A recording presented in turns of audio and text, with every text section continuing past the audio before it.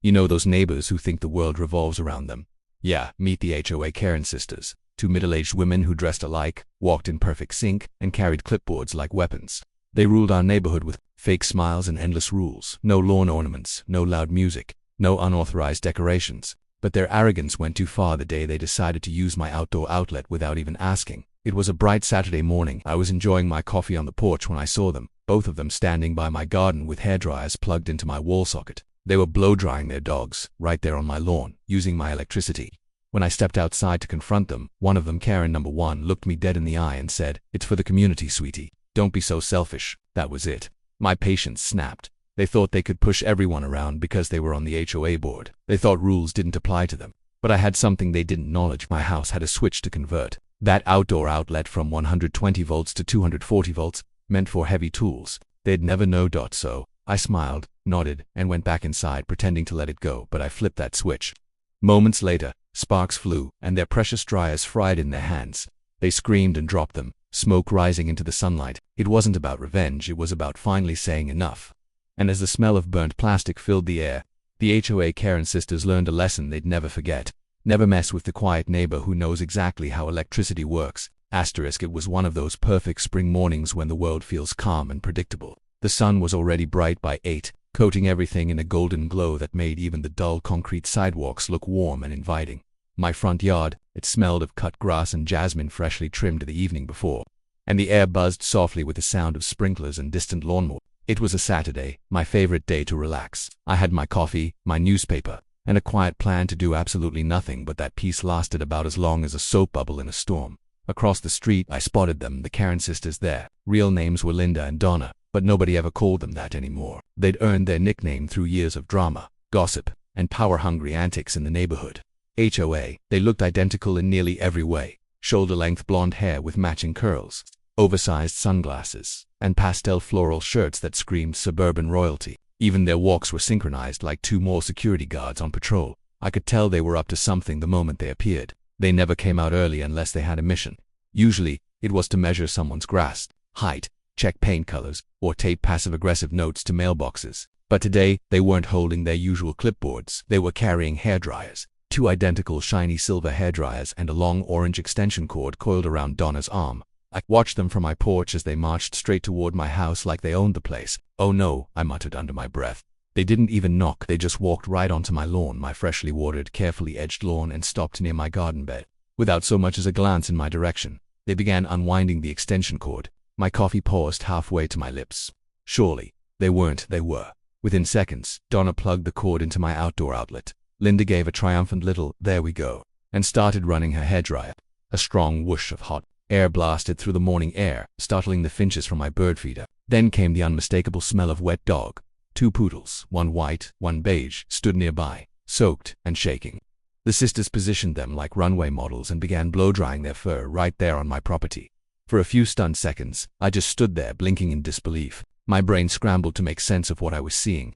Two HOA board members, women who once fined my neighbor for leaving his garbage, been out for 2 hours past pickup, were now using my electricity to dry their dogs. On my lawn, I set my coffee cup down slowly and walked toward them. "Excuse me," I said, keeping my tone as neutral as I could.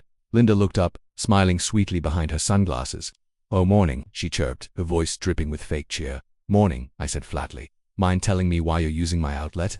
Donna didn't even look at me. She was focused on fluffing her dog's ears. "It's just for a few minutes, dear," she said. "We're getting them ready for the HOA pet parade this afternoon." I replied, crossing my arms. "That still doesn't explain why you're using my power without asking." Linda's fake smile didn't waver. "It's for the community, sweetie," she said, like she was explaining something to a child. "You should be happy to help. After all, this is what neighborhood spirit looks like."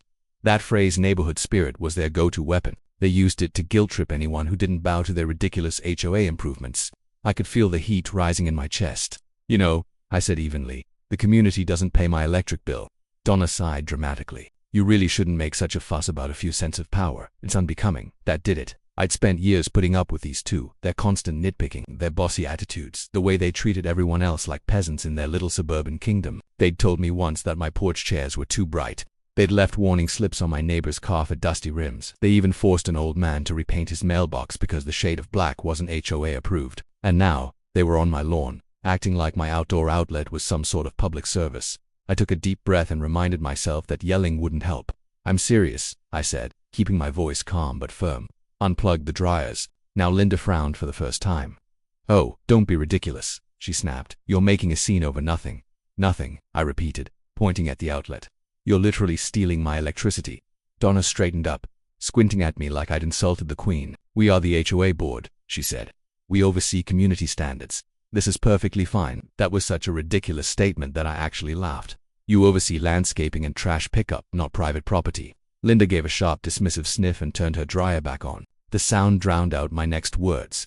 At that moment, something inside me snapped, not in anger exactly, but in decision. These women had bullied the neighborhood for years and everyone always gave in to avoid conflict. But I wasn't everyone. I wasn't about to let them turn my house into their personal grooming station. But as I turned to head back inside, a small, wicked idea began to take shape in my mind. My father had installed that outlet years ago when he helped me set up a power tool bench. He'd made it so the voltage could switch between 120 volts and 240 volts, depending on what equipment was being used. The toggle was on the inside panel, hidden from plain sight. The Karen sisters had no clue. I stood just inside the doorway watching them through the window. Their hairdryers blew furiously, the cords stretched tight. Their dogs panted, eyes half closed in the sunlight. I could almost hear the hum of electricity feeding their smugness, and then, still smiling faintly, I flipped the switch. The change was instant. A loud pop. They echoed across the yard, followed by two synchronized screams. I looked outside just in time to see sparks shoot from both dryers. Smoke curled up in thin gray ribbons, and both women dropped the dryers like they were on fire. "What was that?" Linda screeched. Donna waved her hands, fanning the smoke. It shocked me. Oh my gosh, it shocked me. I stepped outside, feigning concern. "Everything okay out here?" I asked innocently. Linda glared at me, red-faced and furious. "Your outlet, it's dangerous, you need to get it fixed." "Oh, really?" I said, pretending to inspect it. "Strange, works fine with my tools." Donna's lip trembled, but she said nothing. They quickly gathered their dogs and what was left of their fried dryers as they stormed off, muttering about unsafe wiring. I sipped my coffee again, savoring the warmth. The birds had returned to the feeder. The air smelled faintly of burnt plastic, and for the first time in a long while, I smiled because, for once, the HOA Karen sisters had finally learned what boundaries meant, and the day couldn't have been brighter. The following morning began like any other, peaceful, sunny, and deceptively calm. The kind of morning that hides trouble behind its gentle warmth. Birds chirped from the maple tree near my porch, and the faint sound of a lawnmower buzzed somewhere down the street. For the first time in months, I felt genuinely relaxed. I'd slept well, smiled at my reflection, and even whistled while making breakfast. The memory of the Karen sisters' shocked faces when their hairdryers fried still played in my head like a highlight reel. It was the first small victory I'd had against them in years. But deep down, I should have known better. You don't embarrass the Karen sisters without consequences. By noon, I was outside trimming my hedges when I noticed a slow-moving white SUV creeping down the street. It was the HOA patrol vehicle, a ridiculous little car with community care teams stenciled on the doors, driven by the HOA's volunteer enforcers, and sitting proudly in the front seat, like queens in their carriage, were none other than Linda and Donna, the Karen sisters themselves. They didn't wave. They didn't even pretend not to notice me. Instead, Linda lifted her phone, took a picture of my mailbox, then another of my front fence. Donna was scribbling something down in her little pink notebook. My peaceful Saturday evaporated. I set my hedge trimmers down and called out, "You taking up photography now?" Linda leaned out the passenger window. "We're just doing a routine inspection," she said in a tone so smug it could curdle milk. Donna added, "There have been safety complaints." "About what?" I asked. They exchanged glances, their matching smirks spreading like oil on water. "We'll send you a notice," Linda said, and the SUV rolled off, leaving me with a bad feeling in my gut. An hour later I found the notice taped crookedly to my front door. It was printed on official HOA letterhead and signed by both sisters. The list of supposed violations was laughable. Non-compliant hedge height, mailbox chipped paint, unauthorized solar lighting along walkway, and my favorite potential electrical hazard from outdoor outlet. I laughed out loud, shaking my head. They were retaliating, and they weren't even trying to hide it. It was classic Karen behavior. If they couldn't control you, they'd drown you in rules. Still, laughter didn't make the problem go away. According to the notice, I had 7 days to address all violations or face a fine of $250 per infraction. I knew none of it would hold up. The hedge was trimmed perfectly.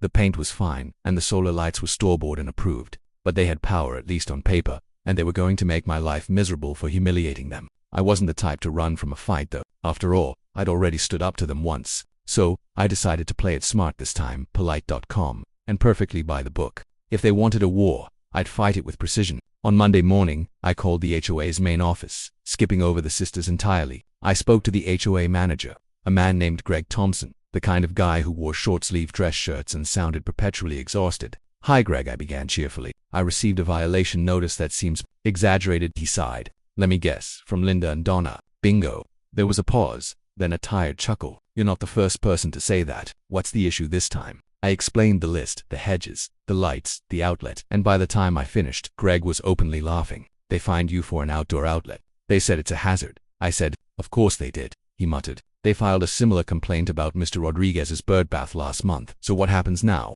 I asked. He cleared his throat. "Technically, I'll need to send an inspector, an actual one, not a board member. If everything checks out, we'll dismiss the notice." "Perfect," I said, smiling. "Send him over any time." The next morning, the inspector arrived, a middle-aged guy in jeans named Carl who looked like he'd rather be fishing. He walked around my yard with a clipboard, humming quietly. After 10 minutes he looked up and said, "Everything's fine here. Those ladies must have been seeing things. Wouldn't be the first time," I muttered. He laughed. "I'll file the report today. You won't owe a thing." Relief washed over me. I even offered Carl a cold lemonade, which he accepted gratefully before heading off. It felt good to have back up someone sane who saw through the sisters' nonsense. For the first time that week, I thought maybe things would finally calm down. But peace doesn't last long when you're living next to chaos. That Friday, I came home from work to find a new paper taped to my door, bright yellow this time. "Mandatory HOA meeting attendance required." At the bottom, written in bold marker, was a note. Agenda item number 3. Electrical safety violations property of my name. I laughed so hard I almost dropped my keys. They were really going to make a spectacle of this. I could already picture them standing in front of the community room, fake smiles plastered on their faces, acting like heroes protecting the neighborhood from dangerous wiring. Well, if they wanted an audience, I'd give them one. Saturday afternoon, the HOA meeting was held in the community clubhouse, a small beige building next to the tennis courts. About 30 residents showed up, sitting on folding chairs under buzzing fluorescent lights. The air smelled faintly of coffee and cheap air freshener. The Karen sisters stood at the front, side by side, armed with clipboards in confidence. Linda adjusted her reading glasses dramatically while Donna organized a small stack of papers. When they saw me walk in, they both smiled, that tight, fake smile people give when they think they've already won. "Thank you all for coming," Linda began, her voice overly cheerful. "We have several community matters to discuss today, including a very serious electrical safety issue." The crowd murmured. I could feel eyes turning toward me already. Donna stepped forward, holding up a photo, a close-up of my outdoor outlet. "This," she announced, "was found to be potentially hazardous. Residents nearby reported sparks and smoke." I raised an eyebrow. "Residents nearby," I said loudly. "You mean you too?" A few people chuckled. Linda shot me a glare but pressed on. "The point is, this kind of negligence puts everyone at risk. As HOA board members, we must take appropriate action." Before she could continue, the back door opened and in walked Carl, the inspector. He raised his clipboard and said, "Sorry, I'm late. That just came to deliver the inspection report." He handed it to Greg, the HOA manager, who skimmed the paper, frowned, then looked up. "Ladies and gentlemen," he said, clearing his throat, "the report shows no safety violations whatsoever. The outlet is in perfect working condition. In fact, it meets higher standards than required." The room went silent. Then someone in the back laughed. Another whispered figures. Linda's face turned the color of overripe tomatoes. Donna stammered, "But there were sparks." Carl smiled. "From what I heard, that was due to unauthorized use of the outlet. That's not the homeowner's fault." By then, half the room was grinning. The sisters looked like they wanted to sink into the floor. I leaned back in my chair, smiling just enough to be polite. I didn't have to say a word. Their own arrogance had done the job for me. When the meeting ended, Linda and Donna stormed out without another glance. The sun was shining outside, the sky clear and blue. As I walked home, I couldn't help but think sometimes karma doesn't need years to arrive. Sometimes it just needs one good spark. For a brief golden stretch of days, life in the neighborhood felt calm again. The sun rose over the rows of identical houses, birds chirped in the maples, and even the air felt lighter, as if it too had grown tired of the HOA drama. After the public humiliation at the meeting, the Karen sisters had vanished from sight. No patrols, no passive-aggressive notes, no loud community announcements over the HOA group chat, just silence. At first, it felt like victory. I'd walk out to collect the mail or water my garden without feeling 2 pairs of judgmental eyes burning holes in my back. Neighbors even began stopping by to chat, something they hadn't done in months. Mrs. Porter from down the street brought over cookies to celebrate the great entertainment you gave us at that meeting, she said with a wink. Even old Mr. Rodriguez, who usually avoided everyone, waved at me while trimming his bird bath. For the first time in years, the neighborhood felt like, well, a neighborhood. But peace and the Karen sisters never coexisted for long. And deep down, I knew that silence was just the calm before another storm. It started small, annoyingly small. A week after the meeting, I noticed my garbage bin had been moved several feet away from the curb. The next day, my mailbox flag was broken, dangling loosely like someone had twisted it too hard. At first, I thought it was just kids playing pranks, but then came the third accident.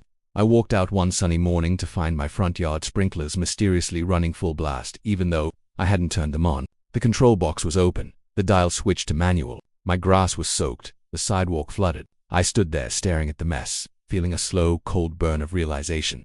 This wasn't coincidence. This was a message. The Karen sisters were back, not in the open this time, but in shadows, hiding behind pettiness and denial. I decided to play it smart again. No yelling, no accusations. Instead, I installed a small security camera on my porch, disguised as a decorative light fixture. It had a wide field of view, just enough to catch anyone who stepped onto my property. I also added a doorbell cam that covered the driveway. If they wanted to play dirty, I'd have proof.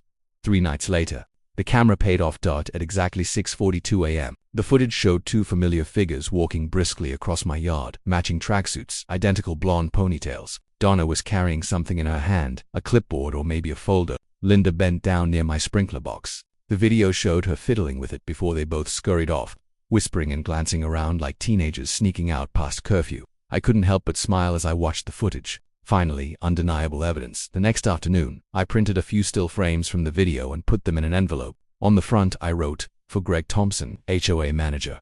When I dropped it off at the HOA office, Greg looked up from his desk, weary but curious. "What's this?" he asked. "Proof," I said simply, "of vandalism. And of who's behind it."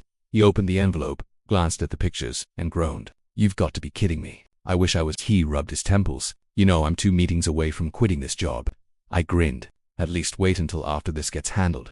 He promised to deal with it privately and thanked me for being professional about it, which I took as code for not causing a public scene. I left his office feeling triumphant, imagining the looks on their faces when they realized they'd been caught red-handed. But the sisters weren't just stubborn, they were strategic, and within days, they found a new way to strike back. The first hint came when I received a formal-looking envelope in the mail, stamped with HOA legal notice. My heart sank, but when I opened it, I nearly laughed. They'd filed a complaint accusing me of unauthorized surveillance on HOA board members. According to their claim, my hidden cameras violated their privacy during routine community checks. It was a bold move, ridiculous, desperate, but bold. I went straight to Greg again. He was waiting for me this time, shaking his head as I walked in. "They filed it yesterday," he said before I could speak. "I already reviewed your footage on the times. You're completely within your rights. Don't worry, the board rejected their complaint this morning." I let out a breath I hadn't realized I was holding. "So they're done." He hesitated. "With this issue?" "Yes, with you." "Probably not."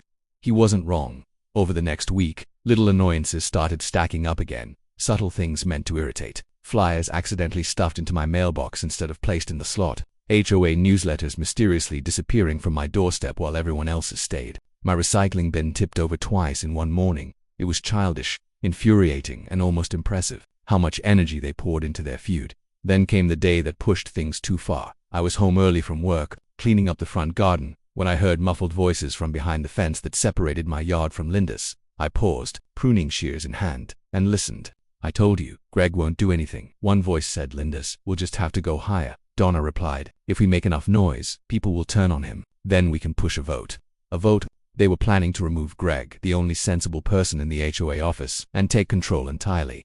It all clicked in that moment. The silence, the petty sabotage, the legal games. This wasn't just revenge on me. This was a power play. The sisters were trying to tighten their grip on the neighborhood. I could have ignored it, pretended it wasn't my problem, but I'd seen enough of their control freak behavior to know where it would lead. They'd bullied everyone for years. The gardeners, the old retirees, even the kids selling lemonade. Someone had to stop them. So I decided I'd attend the next HOA election, and not just as a spectator. I was going to run. That night I filled out the candidacy form online. I listed my qualifications: homeowner for 8 years, background in engineering, experience with neighborhood maintenance projects. Nothing flashy, just honest. The submission went through with a confirmation message. Your name will appear on the ballot for next month's board election. For the first time since the whole outlet incident, I felt a real sense of purpose. Not just revenge, justice. When word got out, whispers spread fast. Neighbors started knocking on my door, offering quiet support. "You've got my vote," Mr. Rodriguez said, handing me a thumbs up. "Those ladies have been terrorizing us for years." Even Mrs. Porter baked another batch of cookies for the campaign, as she called it. Of course, the Karen sisters found out too. I saw them the next morning, standing on their driveway in the bright sunlight, staring at me from across the street. Neither spoke. They just stood there perfectly still, like twin statues, their arms crossed, sunglasses glinting. It was a silent declaration of war. But this time I wasn't just defending my outlet, I was fighting for the whole neighborhood. And as I stood there under the bright, clear sky, I smiled and waved, because the next battle wouldn't be fought with wires or warnings, it would be won with votes.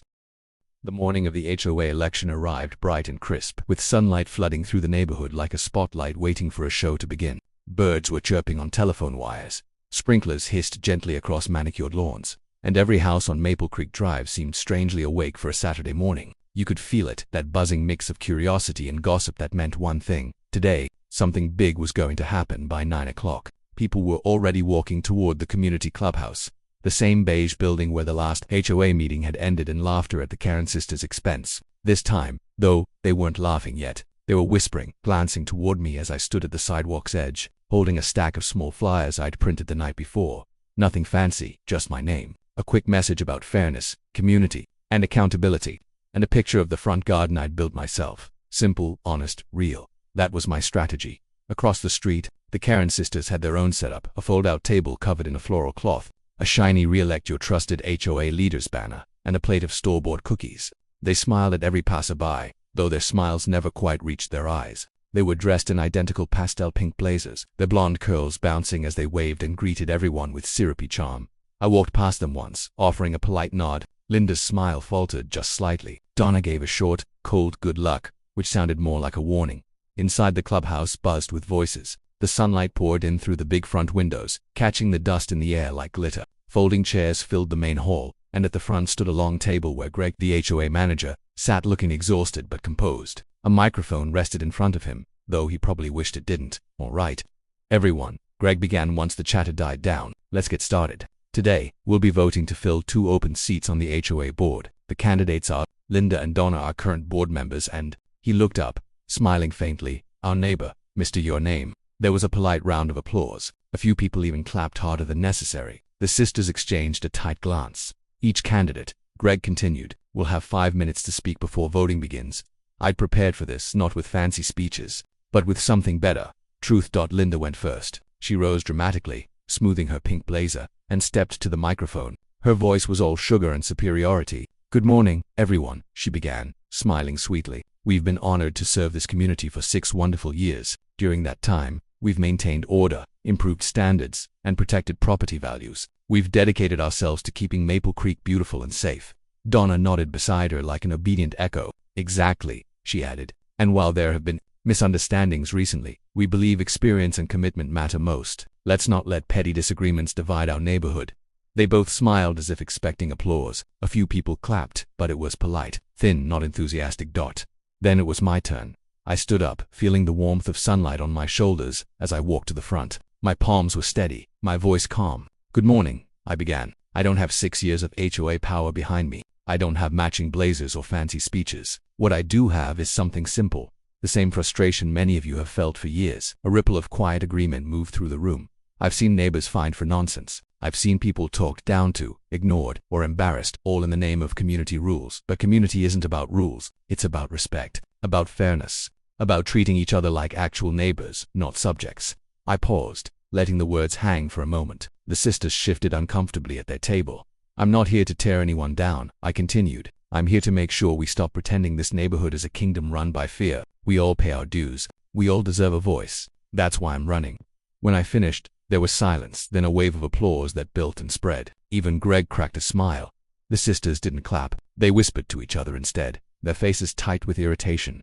Voting began a few minutes later. The system was simple. Secret ballots dropped into a wooden box at the front table. People lined up in quiet, polite rows, though I could see the sideways glances, the smirks, the whispered comments that followed the sisters as they stood waiting for their turn. After everyone voted, Greg and 2 volunteers counted the ballots in plain view. The whole room sat in tense silence, broken only by the faint hum of the ceiling fan. Outside, sunlight streamed through the glass doors, painting long golden stripes across the floor.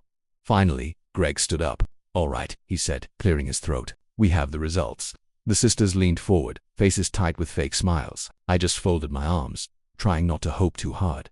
"For the first board seat," Greg announced, "we have 52 votes for Mr. Yornay and 19 votes for Linda." The room erupted into applause. My heart pounded, not just from excitement but from disbelief. I'd actually done it. I caught Linda's expression, shock melting into a stiff, trembling smile that didn't reach her eyes. Greg raised his hand for silence. "And for the second seat," he said slowly, "46 votes for Mr. Uname and 25 for Donna." A second wave of cheers filled the room. Someone even whistled. The Karen sisters sat frozen, mouths slightly open, as their perfect pastel kingdom crumbled in the middle of the morning sun. Greg tried to maintain order. "Ladies and gentlemen, please let's be respectful." But even he couldn't hide his grin. When the noise finally settled, I turned toward Linda and Donna. "Looks like the neighborhood's ready for a change," I said gently. Linda opened her mouth to reply but couldn't find the words. Donna just grabbed her purse, muttering something about ungrateful neighbors, and stormed out the back door. Outside, the sunlight was blinding, and the air smelled like victory, fresh, real, and long overdue. Neighbors came up to shake my hand, slap my shoulder, even take selfies. Mr. Rodriguez handed me a soda can and said, "You, my friend, just made this neighborhood fun again." For the first time, the clubhouse felt alive, full of chatter, laughter, and genuine relief. People weren't scared anymore. They were smiling, talking freely, like the weight of invisible rules had finally lifted. As I stood outside, watching the Karen sisters' floral table being packed up by volunteers, I couldn't help but smile. The reign of HOA tyranny was finally over, and all it had taken was one spark, one act of defiance, and one community ready to stand up. But as the sisters drove off, their SUV disappearing down the sunlit street, I noticed something that made me pause. Linda glanced back at me through the rear window, her face unreadable, not angry, not defeated, but calculating. I knew that look. The war might have been lost, but the battle, they weren't done yet. Still, as I stood there under the bright afternoon sky, I felt something I hadn't felt in a long time, peace mixed with purpose. For once, the neighborhood wasn't ruled by fear, and no matter what came next, I knew one thing for sure: this time we'd be ready. The following morning, sunlight poured through the blinds, washing my living room in golden calm, a striking contrast to the chaos that had unfolded just a day earlier. I sat quietly at my kitchen table, sipping coffee, watching the faint wisp of steam curl into the air. Outside, the neighborhood looked deceptively peaceful. Kids riding bikes, sprinklers hissing on green lawns, and the faint hum of lawnmowers in the distance. But beneath that calm, a storm was brewing, one I had set in motion, and one the Karen sisters couldn't control. By 9 a.m. the HOA message board had already exploded with posts. "Electrical hazard at Elmwood Drive." One message read, "Does anyone know what happened to the HOA pet parade prep?" Another asked. The Karen sisters, who usually dominated those threads, were surprisingly silent. That was the first time in months I saw them quiet. No comments, no orders, no long posts about community discipline. Just silence. And that silence, for me, was more satisfying than any victory speech. Around noon, I decided to take a walk. The sun was high and warm, the sky a perfect stretch of blue. As I strolled past manicured hedges and parked cars, I spotted the sisters standing by their mailbox, muttering to each other. Their identical floral blouses were gone. Instead, they wore wide-brimmed hats and dark sunglasses like movie villains trying to avoid paparazzi. When they noticed me approaching, both straightened up. "Well," I said casually, "I hope your dryer survived." Karen number 1 folded her arms tightly. "We had a technical malfunction," she said, forcing a smile that didn't reach her eyes. "Could have been faulty wiring," Karen number 2 chimed in. "Or maybe some people need to check their outlets before others use them."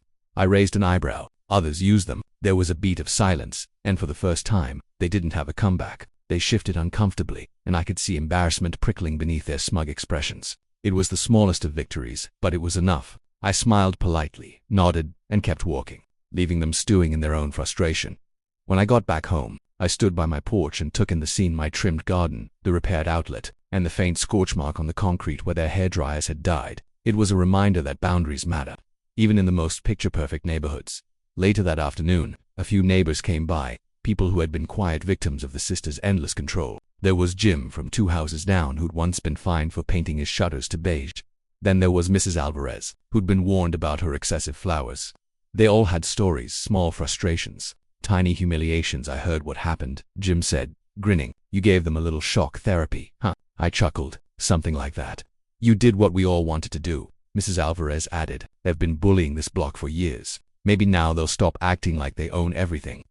That evening, the HOA held an emergency meeting outdoors, on the greenbelt. Everyone was invited, and as I expected, the Karen sisters arrived first, clipboards in hand, pretending everything was normal. But the crowd's mood had shifted. Instead of nodding along to their commands, people whispered, side-eyed them, and exchanged quiet smirks. Karen number 1 cleared her throat and began, "As some of you know, there was a small incident involving electrical equipment. We believe it was due to improper maintenance. A voice from the crowd, maybe Jim's, called out, "Improper use, you mean?" Laughter rippled through the neighbors. The sisters' faces flushed red, but they pressed on. Karen number 2 tried to speak over the noise.